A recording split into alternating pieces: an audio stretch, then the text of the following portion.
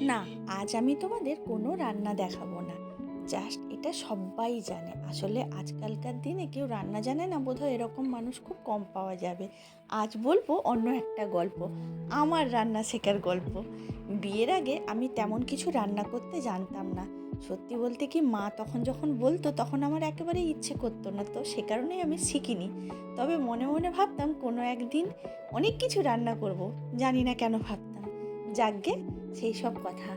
তো করোনার সময় যখন করোনা হয় তখন তো শঙ্খ বাড়িতে আমরা সবাই, কোনো কিছু কাজ ছিল না, ঘরের মধ্যে ছিলাম। ঠিক সেই সময়ে আমি কিন্তু রান্নাটা শিখেছিলাম। তখন একটা দুটো করতে করতে রান্নার উপর ভালোবাসাটা জন্মে গেছিলো, কী করে আমি জানি না।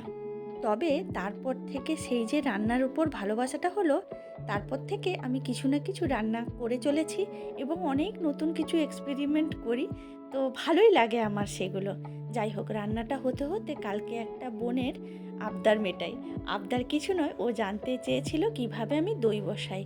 দইটা বসাবার জন্য দুধটাকে কিন্তু আমি একটু ভালো করে জাল দিয়ে দিয়েছি। একটু বেশি করে জাল না দিলে দইয়ের জল কেটে যাবে। তো এই আমুলের মাস্তির যে দইটা, সেটা দিয়েই আমার দইটা বসানো হবে। আসলে দোকানের যে দইটা দেওয়া হয় সেটাতে কেমন একটা গন্ধ করে, তাই জন্য সেটা দিয়ে আমি বসাই না। তারপর দইটা ফেটিয়ে নিয়ে তাতে দিয়ে দেব দুধ। এবার দুধটা দেওয়া হয়ে গেলে ভালো করে দইটা আর দুধটা মিশিয়ে নিয়ে ঢাকনা দিয়ে রেখে দাও। তারপরে দেখবে সকালে উঠলেই দইটা জমে গেছে। তারপরে ফ্রিজে ঢোকাবে, তার আগে ফ্রিজে ঢুকিও না কিন্তু, তাহলে কিন্তু দই আর জমবেই না।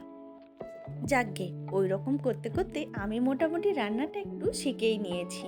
হ্যাঁ, ভালো না পারলেও মোটামুটি খাওয়ার মতো হয়, সেরকমভাবেই শিখে নিয়েছি। আচ্ছা ঠিক আছে, রান্না তো প্রায় হয়েই এলো।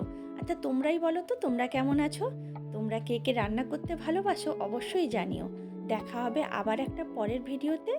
তোমরা ভালো থেকো সবাই, আমরাও সবাই ভালো আছি। পরে আবার কথা হবে। টাটা।